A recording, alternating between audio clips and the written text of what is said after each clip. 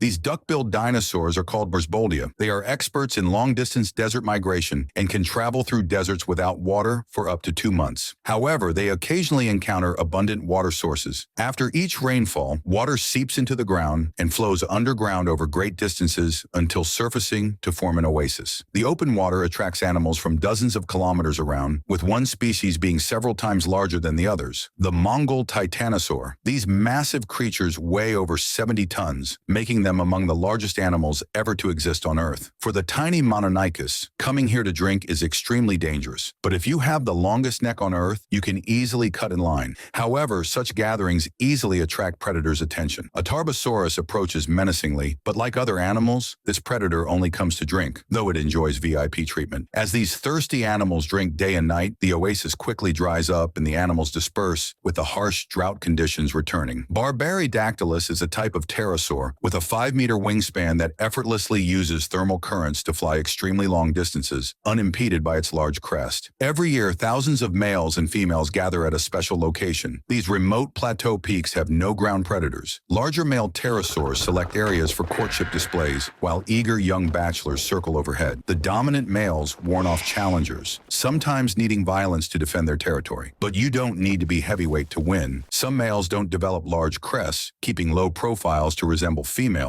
and secretly court mates while avoiding the dominant males. This is an extremely dangerous game, as the large males constantly patrol. When they perform courtship displays, the cunning small male is discovered, but surprisingly piques the dominant male's interest. The dominant male actually begins courting him with a dance, but the small male calmly rejects the attention, eventually winning a female's favor in a corner. It seems for females, the dominant male's strong physique can't compete with the small male's interesting personality. Olorotitan is a small hadrosaur that can survive on low-quality diets, but every decade or so the region becomes extremely dry, causing nearly all vegetation to wither and die. Needing to care for offspring could drive this group to extinction. Some older, more experienced Olorotitan may remember other potential food and water sources. They know survival doesn't mean leaving the desert, but continuing across its scorching dunes. However, with constant shifting winds and sands, navigation becomes extremely difficult. The Olorotitan begin traveling at night when it's cooler, using the stars as their map. Like many migratory animals, they recognize celestial landmarks guiding them through the ever-changing desert. During daytime heat, even finding shade may mark the journey's end for some Olorotitan. But another aid exists. Distant waves crashing on shore produce low rumbles, traveling dozens of kilometers across dunes. Many animals can't hear these deep sounds, but Olorotitan can, allowing them to follow the noise to the coast. Yet another challenge awaits. Massive coastal dunes block their path. Traversing these steep, unstable sands consumes enormous energy with each step. After great hardship, they finally reach their destination and receive their first reward,